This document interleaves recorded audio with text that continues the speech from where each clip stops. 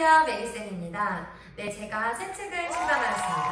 바로 매니쌤의 초등 사고력 논술이라는 책입니다. 네, 제가 평소에 미래교육을 연구하다 보니까 진짜 앞으로의 평가는 서논술형으로 바뀔 수밖에 없구나라는 생각이 들어서 이 책을 준비했는데요.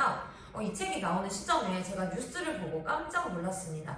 네, 정부가 바뀌고 나서 지금 계속해서 교육감들이 건의를 하고 있는 그런 내용이 바로 뭔가요? 네, 수능은 절대평가로 바꾸고 그리고 서논술형 평가를 적극 도입해야 된다라는 얘기를 하고 있어요. 이게 서논술형 평가를 해야 된다는 얘기가 지금 이렇게 나온 건 아니고 옛날부터 나왔었는데요.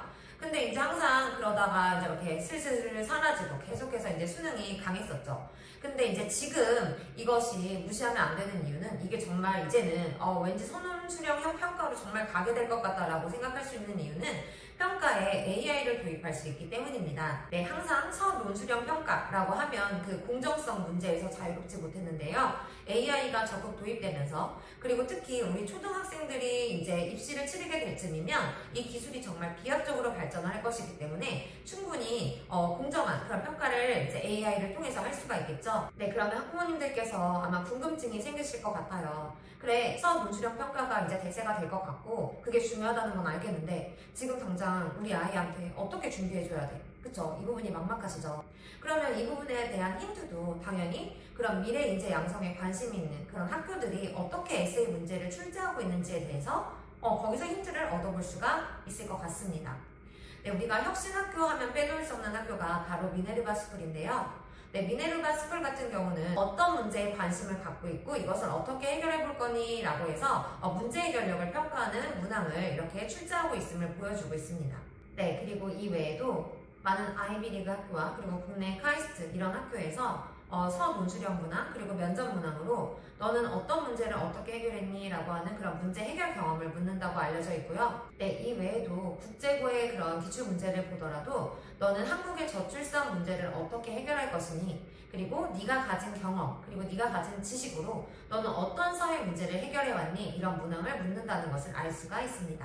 네, 그래서 이러한 흐름으로 봤을 때 앞으로 우리나라의 서논술형 그런 문항은 문제 해결 경험을 묻는 또는 어떤 상황을 제시하고 이것을 어떻게 해결할지 그런 문제 해결력을 평가하는 그런 문항으로 출제가 되겠구나라는 것을 저희가 알 수가 있습니다. 네, 그래서 저는 이렇게 미래의 입시를 준비하기 위해서 특히 문제 해결 글쓰기에 초점을 맞춘 매니쌤의 초등 사고력 논술이라는 책을 만들게 되었습니다. 학생들이 최대한 많은 영역에 대해서 문제 해결을 연습해 볼 수 있도록 카테고리를 가정, 학교, 사회로 한번 나누어 보았습니다. 네, 이 책에는 제가 그동안 친구들과 문제 해결 수업을 했던 그 노하우를 가득 담아보았는데요. 아이들이 아이디어 떠올리는 것을 굉장히 어려워합니다. 그래서 이런 동일한 문제에 대해서 다른 사람들은 어떤 아이디어를 떠올렸는지 이런 창의적인 그런 사례를 소개하면 아이들이 그것을 바탕으로 영감을 얻고 조금 더 아이디어를 이렇게 수월하게 떠올릴 수 있게 되더라고요. 네, 그래서 이 책에도 친구들이 아이디어를 떠올리는데 영감을 얻을 수 있도록 다양한 참고 자료를 제시하였습니다. 그리고 아이들의 사고를 자극하는 가이드 질문, 그리고 꼬리에 꼬리를 물고 계속 생각해 볼 수 있도록 이렇게 질문을 주었고요. 그리고 브레인스토밍하는 공간, 그리고 그 중에서 가장 좋은 아이디어 3가지를 고르고 최종 아이디어를 정해보도록 하였습니다. 또 아이들이 아이디어가 정해졌어도 막상 글을 쓰는 거는 어려워하는데요. 그래서 제가 효과적으로 글을 쓸 수 있도록 예시글도 다 수록해 놓았습니다. 그리고 이것을 그냥 말로 하는 것이 아니라 글을 쓰는 연습을 하면 되게 좋은 점이 있는데요. 우리가 말로 써는 내 아이디어를 설명하기가 조금 더 쉽고 사람을 설득하기가 쉽잖아요.